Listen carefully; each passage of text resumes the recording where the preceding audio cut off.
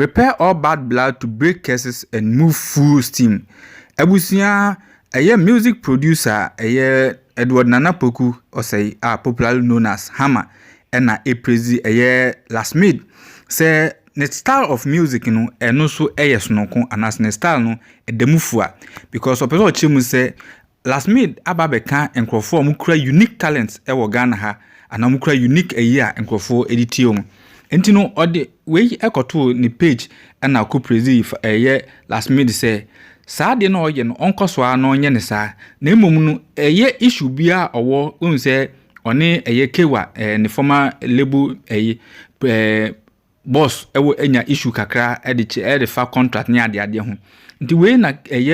Hammer episode chirimu say Lasmid ensolve bibia se ne be ya obetimi move freely because ochemu a how to nwum ne talent no exceptional artist say okoso ya Drake kra America Drake and be request for future and as a collaboration every Lasmid ho na busia say eno de tudwa amankofo bibire so e ka ho asem o say at this point it is safe to add Lasmid to the limited list of true unique artists who sound like nothing we have heard before them, the first and last of their kind, the kind of artists others try to emulate. This caliber is what's known as your favorite artist. To earn your way into this list requires that you dare to be different while remaining consistent with a style that has never been heard before. You can't fake your way into the breed.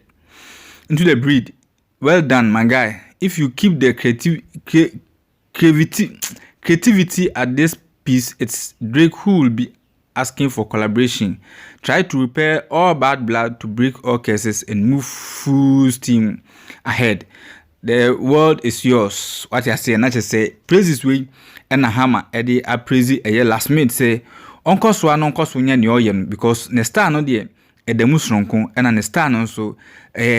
before now bit me unique style say uncle for bit me at you no I just say be a why now I consistent true consistency no a bit me Edward could do baby pa into the Lasmid enkoso na onye de oye na yes sir otimigia na okọ nanimu a Drake ache say owa abrochi no kura na be frɛ say opese one ne collaboration nti na busia we efutu na che say Hammer e ama Lasmid nti no yenyina ye hwɛ say Lasmid obeti na sopom anase obefa ne say uhwe Facebook a subscribe like me page mami YouTube a subscribe say